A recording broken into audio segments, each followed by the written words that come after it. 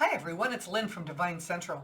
I am back with yet another Vincent Petici spread. This one's called the 3-point spread. Now he put it on his YouTube channel for the first time, or introduced it for the first time in May of 2022. And that was after he came out with the 4 keys spread in January of the same year.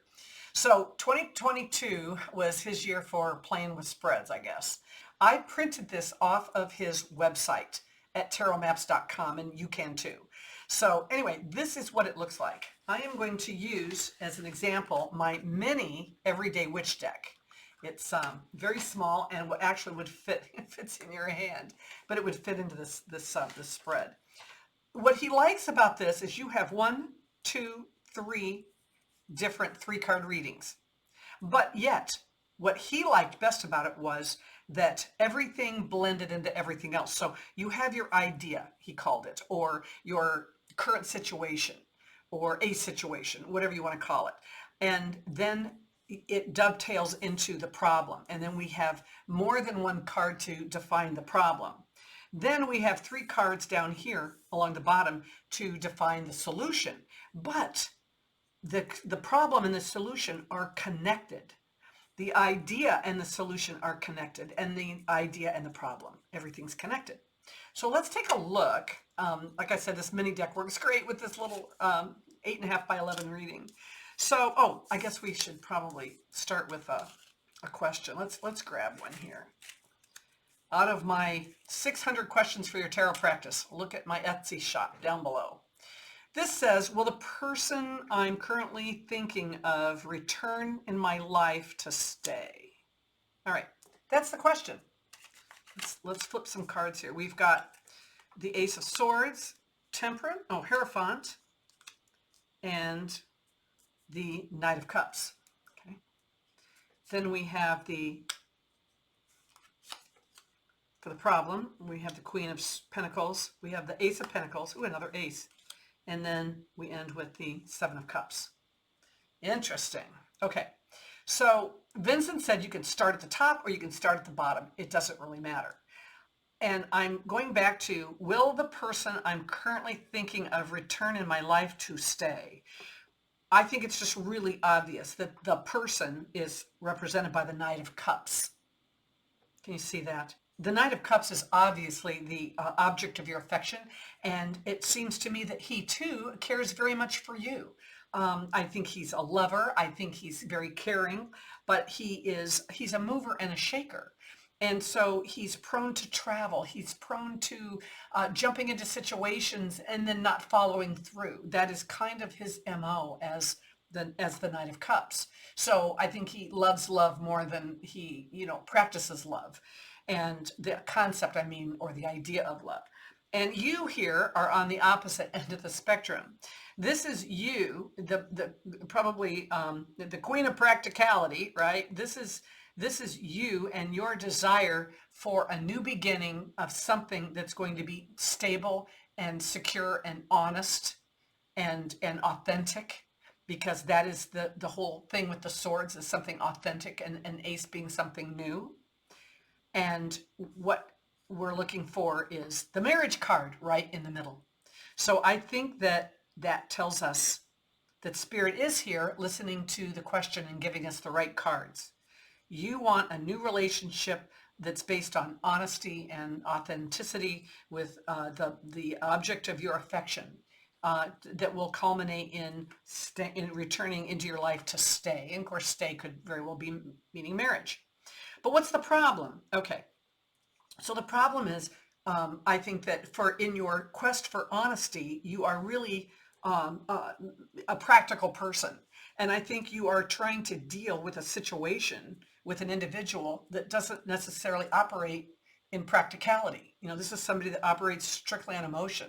And here you are, the analytic and the smart one in the group.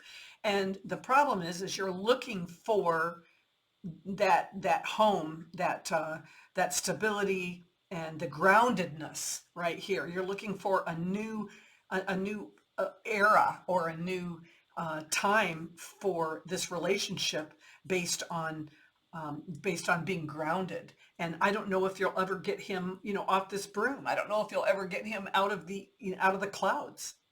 And so you're going to have to come to terms with that. Can you live with, if he does come back, can you trust? Can you trust up here that with your aces, can you trust that he is going to be there and stay and not just take off again for you? So the solution, you had some choices. If you want a new beginning, I mean, you love the guy, right? But you want a new beginning, but you want something that's grounded. So obviously the situation says that you are going to have to make a choice, because will the person I'm currently thinking of return in my life to stay? Well, let's give this. No. I think that the Seven of Swords says, no, it really isn't. This is being tested, okay? You are going to be tested. By testing him, you are testing yourself and retesting and retesting. And I just don't think it's going to work. I think he's meant to be a loner, and you are meant to be the queen, the practicality, the person that is practical and secure in her own right. And I think that you need to go after something or somebody that's going to meet that criteria that you need in your life. All right, let's try another one. So let's pull out another question out of my 600 questions for your tarot practice, which you can find on my website. Does my deceased mother have a message for me? What do I need to know about my love life right now? Well, we kind of went over that, didn't we? Will I be satisfied with my new job? I like this one because it's kind of straightforward. Okay. Will I be satisfied with my new job? Okay. Ready? All right. Well, we know what's on your mind, right? We know that all right. So here is the idea. Here's the problem. How can the magician be a problem, right? And then we finalize our solution. Now,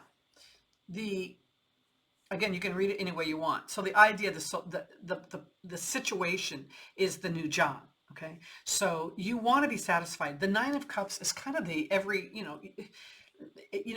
wish come true card. So it starts out with you actually feeling like you won the lotto, right? When you got this job, and it was a terrific turning point for you. And it in fact was a turning point. Pages of Wands, page to me, are about changing direction. And you know what I like about this particular page in the Everyday Witch is you can see here that something or someone is beckoning him to come down, come follow me down the path. But the path is not without obstacles. You see the salamander in the middle of the path, ready to trip him up? Okay, so it's not going to be a totally easy route, but maybe you have discovered that. Maybe you have figured out that this is not an easy road to hoe, as easy as you thought it was in the beginning. And so now you're starting to question, oh, am I going to be happy here? Because I have to pick a path. And I don't know if I like the path that this particular new job is taking me down. I wasn't expecting it. So how does that give us a problem, right? So the problem is we don't know yet. And it's that unknown element that we're missing to be able to make a decision. And we know that the magician is someone who has all the resources available to him to do anything he needs to accomplish, but he needs to know what that is, right? And right now we don't know what that is. And maybe you have a set time frame that you have to make a decision by. And one of them would be, let's say you left one job for another, and you have an opportunity to go back to that job. And let's say maybe you took a leave of absence from that job and didn't tell them that you were trying out a new one. There could be a time factor there, I see, that tells us that, but in the long run, the problem is you have to take the initiative to find out what that answer is, right? That you're going to have to do that. And the problem is right now, I think that you're sitting back waiting because you really don't know which direction to take. And so once you know what direction that you want to take, then you have the initiative to do this and to determine whether or not you're going to be satisfied. The solution comes in your own creativity and you picking your own direction, right? If pages are about a new direction, then you have to be the one to make that decision. Will you be satisfied in the current job? The only way to know is to stay. But if you don't want, and make it so, take the initiative to really put your all into this new job, and take that path, that unknown path, and use your creativity and use the tools that you've been given and all of the good hard work that you've done to earn the right to be in this job. And then you will know if you're going to be satisfied. But I don't think that you will, I don't think you can just pull a card and say you'll be satisfied. We can certainly try. Let's just take the bottom of the deck. Why don't we? Okay, here's the deck. Let's just take the bottom of the deck. Will you be satisfied? There's a party. It must mean yes. All right then. Want to do another one? Okay. Let's pull a different card. Let's pull something out here that's going to be good. What's my first step and my next step? How can I better balance work and family? Let's use that one. Okay. How can I better balance work and family? Let's give it a shuffle. And what we did. Okay. All right. So here's our Seven of Pentacles, our Hanged Man, and Justice in our situation. So how does that make our situation? How can I better balance work and family? Well, I think I like to know that Spirit hears my questions, regardless if they're practice questions or sitting in front of a real client. But I look for the evidence, right? So how can I better balance work and family? Well, I don't see family here. I see work, and I see your concentration on work. And I think that your problem is I think that the situation is you're sitting here looking for some kind of a balance when I don't see any family here. I do see justice, and justice can be about balance, but I think it's also about, realistic things. Maybe some of the injustices of the world. So, you're trying to make some decisions here on what to do in a work or in a grounded environment. And you're not really feeling necessarily very grounded right now. And justice plays some kind of a role in this. So let's take a look. How can you better balance work and family? Well, I think that obviously the problem is you see, to immediately look at it, it's really contradictive, because you have somebody who is trying to really work hard, really harvest what they've sown, putting in the time and the effort and the talent to do all this, and yet, you're out here on the ledge, not really knowing, whether or not you should look before you leap, right? It's like there's some kind of an entertainment value in what you're doing. So maybe you're enjoying doing the work more than you are the family life. And so if you don't tell me anything about your situation other than you want to know how you can better balance it, I'm going to say, what the hell's going on at home?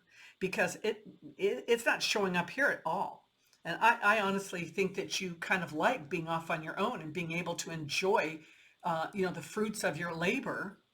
And honestly, I think it might come back to bite you, because there's obviously a commitment you're going to have to make in order to balance. There's your answer. How can you do it? You can commit to it. You can commit to making that balance work. And this Lover's card I like, because it's about committing or making a decision between two things. And that could be two people. It could be between two jobs, between two schools of thought. It doesn't have to be between two people. It can be between two of anything. And this would be your balance between work and family. And I'm telling you, justice will prevail. Okay. This is karma. And if you don't start putting some time into the work and family thing, you're not going to have that balance. And I think that you need to, maybe come to the realization that If you have family and you have a job and you have commitments that you need to make, and it's time to start honoring them. So that is Vince's the 3-point spread. I hope you enjoyed it. Please like this video if you are so inclined, and subscribe if you'd like to see the next one. Bye-bye.